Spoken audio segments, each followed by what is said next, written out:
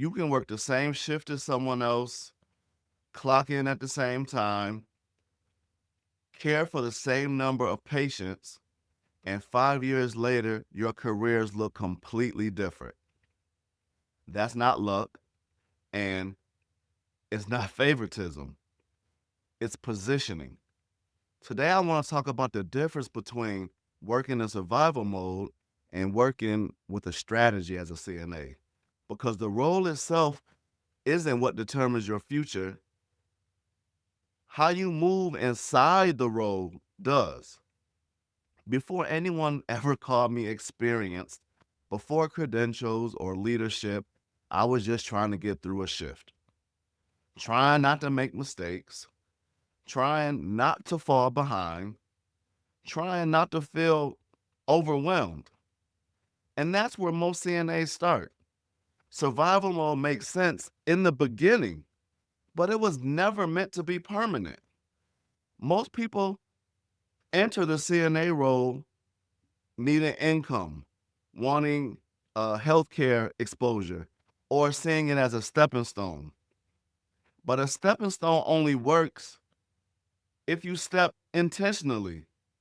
If you just stand on it, it becomes the floor. The hardest part about this job isn't always the physical work, it's the repetition. When every shift feels the same, you can slowly stop thinking about growth. You focus on getting through. You start saying things like, I'm just a CNA, or this is temporary. But temporary turns into years, not because you're incapable, but because survival mode maintains stability. It doesn't build leverage. The shift happens when you stop asking, how do I get through this shift? And start asking, what is this shift building in me? The question changes everything.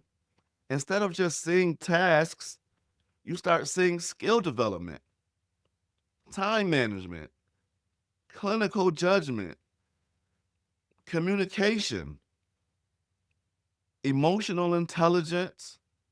You start seeing professional discipline. You realize this role isn't small, it's foundational. The CNAs who move forward aren't always the loudest. They're not always the most outspoken. What they are is intentional. They ask thoughtful questions. They observe how decisions are made. They build a reputation for reliability. They protect their professionalism even when others don't. And here's something important: your reputation in healthcare travels way faster than your resume. Managers talk, nurses remember, okay? Supervisors recommend. When opportunities open up for leadership roles, specialty units, the school recommendations, they don't choose the person who complained the least. They choose the person who was prepared. That preparation starts long before the title changes. Looking back, the CNA role didn't limit me, it trained me. It taught me how to stay steady amongst chaos. It taught me how to advocate respectfully, how to earn trust. It taught me how to read a room. And those habits mattered more than the title ever did. So here's the real divide. Some CNAs say, I'll focus on growth later. Others say, I'm building my next level right here, right now. Same job, different mindset. If you feel stuck, I want you to sit with one question. One question. Are you working or are you positioning? Because the same shift that exhausts you can also be equipping you. The CNA role is not a ceiling, but it can become one if you stop looking up.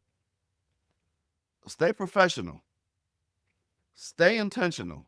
Let this season build you. And I'll see you on the next episode of Behind the Scrubs.